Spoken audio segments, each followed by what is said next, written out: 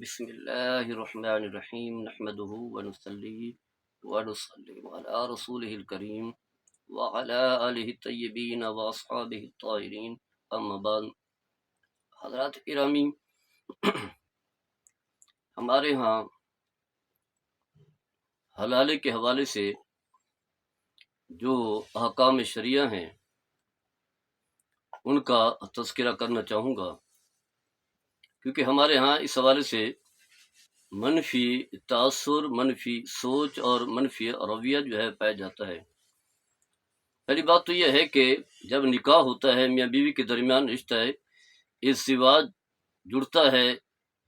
رشتہ ازدواج سے جب منسلک ہوتے ہیں تو شریعت جو ہے مرد کو 3 طلاقوں کا حق دیتی ہے۔ گویا کہ شوہر جو ہے وہ 3 طلاقوں کا مالک بن جاتا ہے۔ اب اس کی مرضی ہے ایک ایک کر کے طلاق دے، وقفے وقفے سے دے، 1 دن کا وقفہ ہو، 1 مہینے کا، 1 سال کا، یا اس سے کم و بیش کا، یا پھر ایک ساتھ ہی تینوں طلاقیں دے دے۔ اگرچہ واضح ہے یہ طریقہ ناپسندیدہ ہوگا، غیر شرعی ہوگا، لیکن طلاق جو ہے وہ ہو جاتی ہے۔ یہ ہے شریعت، جس پر جو ہے قرآن حدیث سے بھی یہ بات ثابت ہے اور ائمہ اربعہ کا اتفاق بھی ہے۔ بہت سارے مسائل ایسے ہیں جس میں فقہا کا آپس میں اختلاف ہوتا ہے، لیکن یہ وہ مسئلہ ہے کہ جس میں کسی کا اختلاف نہیں ہے۔ احناف ہوں، شوافر ہوں، حنابلہ ہوں یا مالکیہ ہوں، تمام فرماتے ہیں کہ الگ الگ طلاقیں دی جائیں، ایک ساتھ دی جائیں، طلاقیں جو ہیں وہ واقع ہو جاتی ہیں۔ قرآن کریم میں بھی اللہ تبارک و تعالیٰ نے اس طلاق کا تذکرہ کیا ہے، اور حلال کے حوالے سے بھی احکام بیان ہے۔ یہ خاص اصطلاح تو نہیں، حلال کی شرعی اصطلاح نہیں ہے، لیکن ہمارے ہاں کیونکہ مشہور ہے۔ سورہ بقرہ میں اللہ تبارک و تعالیٰ نے 229 اور 230 میں جو ہے اسی طلاق ثلاثہ کا حکم جو ہے ذکر کیا ہے۔ پہلے 2 طلاق کا ذکر ہے جسے ہم طلاق رجعی کہتے ہیں، 1 طلاق ہو یا 2 ہوں، صریح الفاظ میں جو طلاق دی جاتی ہے اسے طلاق رجعی کہتے ہیں۔ رجعی کا معنی یہ ہے کہ جب تک عورت عدت میں ہے، کیونکہ جو ہی مرد طلاق دیتا ہے عورت پر عدت جو ہے وہ لازم ہو جاتی ہے، اس کے لیے گھر سے باہر نکلنا جائز نہیں ہوتا۔ تو عورت عدت میں بیٹھ جاتی ہے، تو جب تک عورت عدت میں ہے تو شوہر جو ہے وہ رجوع کر سکتا ہے، اور رجوع کے لیے جو ہے کوئی ضروری نہیں ہے باقاعدگی سے عدالت میں جائے، جا کر کے بیوی کو بتائے، لوگوں کو بلائے، کسی کو کہے، بیوی کی مرضی ہو نہ ہو، کچھ نہیں، یہ اکیلا جو ہے شوہر کا حق ہے۔ فرمایا وَبُعُولَتُهُنَّ أَحَقُّ بِرَدِّهِنَّ، فرمایا کہ شوہر ہیں جو زیادہ حقدار ہیں رجوع کرنے کے، یہ یعنی طلاق رجعی میں۔ باقی الگ قسم ہیں جو ہم کسی وقت آگے چل کر کے بیان کریں گے۔ تو لہٰذا اگر عدت کے اندر رجوع کر لیتا ہے تو نکاح اسی طرح برقرار ہے جس طرح کے پہلے تھا، نہ کفارہ، نہ کوئی خرچہ، نہ کوئی اور چیزیں، نہ دیگے، نہ صدقہ، نہ کوئی نیا نکاح، کوئی چیز بھی نہیں ہوگی۔ 1 دے یا 2 دے، بس صرف اتنا کہہ دے میں نے رجوع کیا ہے۔ اگر لوگ کے سامنے کہے تو اچھا ہے، تاکہ بعد میں جو ہے کوئی بیوی کہے کہ اس نے تو عدت کے اندر جو ہے رجوع نہیں کیا تھا، تو اس کے پاس گواہ جو ہے موجود ہوں۔ یہ ہے صراحتاً رجوع کے الفاظ کہنا، اور کنایتاً یہ ہے کہ شوہر جو اپنی بیوی کے پاس چلا جائے، جو شرعی تعلق ہے، بوس و کنار ہیں یا ہم بستری ہے، انہیں میں سے کسی ایک کو قائم کر لے تو رجوع ہو جائے گا، اور نکاح اسی طرح برقرار ہوگا۔ یہ اور بات ہے کہ اگر 1 دی ہے تو 2 طلاق کا حق رہے گا، 2 دی ہیں تو 1 کا رہے گا۔ جو ہی 1 طلاق دے گا ہمیشہ کے لیے بیوی جو ہے وہ حرام ہو جائے گی۔ آگے چل کر کے پھر اللہ تعالیٰ ارشاد فرماتا ہے فَإِن طَلَّقَهَا فَلَا تَحِلُّ لَهُ مِن بَعْدُ حَتَّىٰ تَنكِحَ زَوْجًا غَيْرَهُ۔ 230 آیت میں درمیان میں جو ہے خلا سے متعلق احکام بھی تھے۔ فرمایا 2 طلاق کے بعد اگر یہ تیسری طلاق دے دے تو پھر بیوی جو ہے اس کے بعد اس کے لیے حلال نہیں رہے گی یہاں تک کہ وہ اور جگہ شادی کرے۔ یعنی اگر شوہر 3 طلاقیں دے دے پھر عدت میں بیٹھے گی، عورت جو ہے عدت پوری کرے گی، عدت پوری کر لینے کے بعد اور جگہ پھر شادی کرے گی باقاعدگی سے، جیسے شادی ہوتی ہے، نکاح ہوتا ہے، ایجاب و قبول ہیں، گواہ ہیں، اور جو ہے حق مہر ہے، یہ سارے لوازمات جو باقاعدگی ایک شادی ہوتی ہے۔ ہمارے ہاں تو خیر شادی لمبی کر دی جاتی ہے، لیکن یہی مختصر جو ہے ایجاب و قبول ہوں، گواہ ہوں اور حق مہر ہوں، شادی ہوگی، پھر جو ہے میاں بیوی آپس میں مرضی کے ساتھ رہیں گے، شرعی تعلق بھی قائم کریں گے۔ اب جتنا عرصہ وہ رہنا چاہیں رہیں، اس کے بعد جو ہے اپنی مرضی سے شوہر جو ہے وہ طلاق دے گا، پھر عورت جو ہے وہ عدت گزارے گی۔ عدت گزارنے کے بعد اب وہ چاہتی ہے اگر پہلے مرد سے شادی کرنا تو پھر نئے سرے سے، یعنی عورت کی رضامندی اب بھی ضروری ہے اور مرد کی بھی رضامندی ضروری ہے، کیونکہ نئے طریقے سے نکاح ہو رہا ہے۔ نکاح جب بھی ہوگا دونوں فریقوں کی رضامندی ہوگی، تو اب اگر دونوں راضی ہیں، مطمئن ہیں، پھر نئے سرے سے نکاح ہوگا، ایجاب و قبول ہیں، گواہ ہیں، حق مہر ہے، تو یہ سارے لوازمات جب پائے جائیں گے تو پھر شوہر اول کے لیے عورت جو ہے وہ حلال ہو جائے گی، جسے ہمارے ہاں عرف میں جو ہے حلالہ کہا جاتا ہے، یعنی عورت کا شوہر اول کے لیے حلال ہونا، یہی صورت ہے، اس کے علاوہ اور کوئی صورت نہیں ہے۔ عام طور پر یہ کہا جاتا ہے کہ دوسرے مرد سے جو ہے بس نکاح کرا دیتے ہیں، کمرے میں بند کرتے ہیں پھر نکال دیں گے، تو ایسے جو ہے پہلے شوہر کے لیے حلال کسی صورت میں نہیں ہوگی جب تک کہ شرعی تعلق جو ہے وہ قائم نہیں ہوگا۔ اور اس طرح کی جو ہے کچھ لوگ جو ہے شرائط بھی رکھتے ہیں، تو شرائط بھی نہ بغیر کسی شرط کے، یہ اور بات ہے کہ کچھ چیزیں جو ہے انسان سمجھا دیتا ہے کہ اس عورت کا جو تمہارے ساتھ یعنی فریق ثانی کے ساتھ دوسرے مرد کے ساتھ جو نکاح ہو رہا ہے اسے سمجھا دیا جائے کہ نکاح کر رہے ہیں، اور مقصد یہی ہے کہ یہ عورت جو ہے پہلے شوہر کے لیے حلال ہو جائے، کیونکہ بچے ہیں اب جو ہے، یا اگر ہمیشہ کے لیے ان کا نکاح ختم رہے گا، اس کی عورت کی اور جگہ شادی ہو جائے گی تو بچے جو ہے بیچ میں ضائع ہو جائیں گے، بچوں کا نقصان ہوگا، نہ ادھر کے رہیں گے نہ ادھر کے رہیں گے۔ اور عام طور پر جو ہے جس مرد اور عورت سے بچے ہوتے ہیں تو وہ ان کے دل میں جو ہے بچوں کی محبت ہوتی ہے، پھر اپنی ذات کو بھول جاتے ہیں، اپنی خواہشات کو بھول جاتے ہیں، بچوں کی فکر میں رہتے ہیں۔ ماں یہی چاہتی ہے کہ میں بچوں کے پاس رہوں، بچوں کو دیکھوں جو ہے، اور اسی طرح جو ہے شوہر بھی یہی دیکھتا ہے، والد بھی یہی دیکھتا ہے میرے بچے میرے پاس ہوں۔ اور پھر خاص کر کے جب وہ عورت جو طلاق یافتہ ہو جائے، بچوں والی ہو جائے، تو اور جگہ شادی بھی بڑی مشکل سے ہوتی ہے۔ تو الغرض یہ ہے ایک شرعی طریقہ حلال ہونے کا، یعنی شوہر اول کے لیے جو ہے وہ حلال ہوگی۔ اور اگر جو ہے کوئی شرائط رکھی جائیں تو پھر سختی سے جو ہے وہ منع کیا گیا ہے، اگرچہ اناف کے نصیب جو ہے پھر بھی جو ہے عورت جو ہے شوہر اول کے لیے حلال ہو جائے گی اگر شرعی طریقے سے نکاح ہوا، ایجاب و قبول ہوئے، گواہ موجود تھے، شوہر ثانی نے ہم بستری بھی کی ہے، چاہے وہ شرائط بھی رکھی جائیں، اگرچہ شرائط رکھنا گناہ ہے، کیونکہ نبی کریم صلی اللہ تعالیٰ علیہ وسلم نے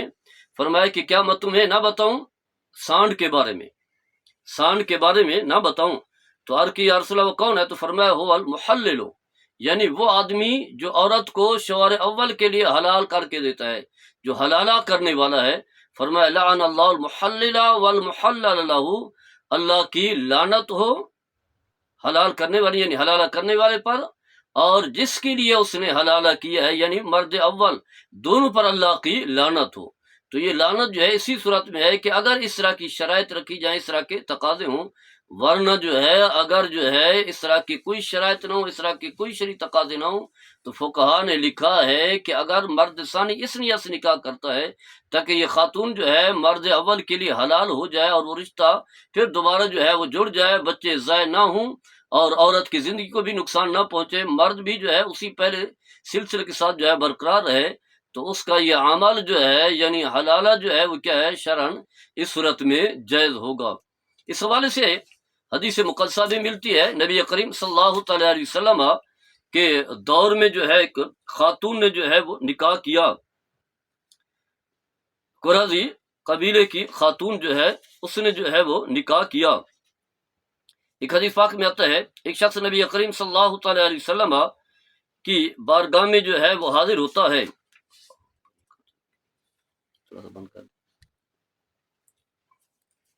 حضرت گرامی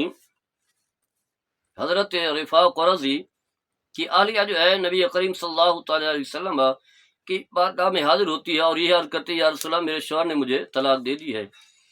تو آپ نے فرمایا کیا تم چاہتی ہو کہ رفاع کی طرف جو ہے دوبارہ چلی جاؤ، یعنی شوہر اول کے پاس جو ہے چلی جاؤ؟ تو فرمایا ایسے نہیں جا سکتی یہاں تک کہ جس مرد سے تم نے شادی کی ہے وہ تمہارا مٹھاس نہ چکھے اور تم اس کا مٹھاس نہ چکھو، یعنی حضرت عبد الرحمن، انہوں نے عرض کی یا رسول اللہ عبد الرحمن سے میں نے شادی کی ہے تو وہ اس قابل نہیں ہے کہ شرعی جو ہے تعلق قائم کر سکیں۔ تو آپ نے یہی فرمایا کہ شوہر اول کے لیے تم اس وقت تک حلال نہیں ہو سکتی جب تک کہ باہمی جو ہے شرعی تعلق جو ہے وہ قائم نہ ہو۔ تو نبی کریم صلی اللہ تعالیٰ علیہ وسلم نے شوہر اول کے لیے حلال ہونے کے لیے جو ہے اسے معلق کیا ہے کہ پہلے شوہر کے لیے تب حلال ہوگی اگر تمہارا تعلق قائم ہوگا، یعنی شوہر ثانی کا باہمی تعلق قائم ہوگا۔ اور قرآن کریم میں بھی یہی فرمایا حتیٰ تنکحوا زوجا غیرہ، یہاں تنکحوا کے معنی ہیں وطی کرنے کے، ہم بستری کرنے کے، میاں بیوی کے باہمی تعلق قائم کرنے کے۔ تو الغرض ایسا کرنا جو ہے وہ جائز ہے، قرآن سے بھی ثابت ہے، حدیث رسول صلی اللہ تعالیٰ علیہ وسلم سے ثابت ہے۔ عام طور پر ہم دیکھتے ہیں کہ جب عورت کا جو ہے کسی اور آدمی سے نکاح ہو رہا تو کہا جائے کہ حلال شرعی جو ہے وہ ضروری ہے، تو وہ ناراض ہوتا ہے، کہتا ہے میری عزت کا مسئلہ ہے، یہ مسئلہ ہے۔ تو اسے بتایا جاتا ہے کہ ایسا نہیں ہے،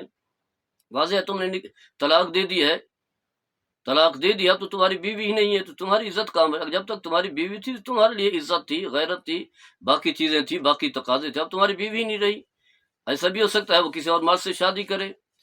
تو مستقل اس کے پاس رہے، تو اب تمہارا کوئی سلسلہ ختم ہو گیا۔ یعنی یوں سمجھ لیں کہ جب تک یہ عورت جو ہے کسی کی بیٹی تھی تو تمہارے لیے اجنبی تھی، نکاح ہوا تمہاری بیوی بن گئی، ایک رشتہ مضبوط جڑ گیا، اور ایسا رشتہ جسے قرآن کریم میں کہا گیا میثاقا غلیظا، مضبوط رشتہ، اور باہمی جو ہے ان کا جو ایسی خلوت کی زندگی ہوتی ہے جس کا انسان تصور بھی نہیں کر سکتا۔ کسی کی بیٹی ہوتی ہے، اس کے نکاح میں آ جاتی ہے، لیکن جو ہی اس نے طلاق دی تو اب اس کا کوئی لینا دینا نہیں ہے، اس کے لیے ایسے ہی اجنبی ہے جیسے نکاح سے پہلے اجنبی تھی۔ اب اس کی طرف نہ دیکھ سکتا ہے جب تک کہ شرعی تقاضے نہ ہوں، نہ اس سے کوئی بات کر سکتا ہے، نہ کوئی جو ہے خلوت میں بیٹھ سکتا ہے، اور نہ کوئی شرعی تعلق قائم کر سکتا۔ اب اس کا کوئی لینا دینا نہیں ہے۔ اور جگہ اپنی مرضی سے عورت جو ہے وہ شادی کرے گی، اس سے اجازت لینے کی ضرورت بھی نہیں ہے، کیونکہ شوہر ہی نہیں ہے اس کا، اس کے ساتھ اس کا کوئی تعلق نہیں ہے۔ اپنی مرضی سے شادی کرے گی، وہ اپنی مرضی سے اس سے تعلق قائم کرے گی، دونوں تعلق قائم کریں گے، اور وہ اپنی مرضی سے طلاق جو ہے وہ دے گا، تب جو ہے شوہر اول کے لیے حلال ہو جائے گی۔ پھر شوہر جو ہے جس طرح پہلے 3 طلاق کا مالک تھا، اب اسی طرح 3 طلاق کا مالک ہو جائے گا۔ ہمارے علمیہ یہ ہے کہ جب انسان طلاق دیتا ہے تو اسے احساس ہی نہیں ہوتا کہ میں نے کس انداز سے طلاق دینی ہے۔ اگر شریعت کے دائرے میں رہ کر جو شرعی تقاضے ہیں اس کے مطابق اگر طلاق دے تو پھر اس طرح کے مسائل جو ہے پیدا نہ ہوں۔ اگر طلاق دینا بھی چاہتا ہے تو اسے چاہیے کہ پہلے علماء کی طرف جو ہے رجوع کرے۔ قرآن حدیث کو علماء سمجھتے ہیں،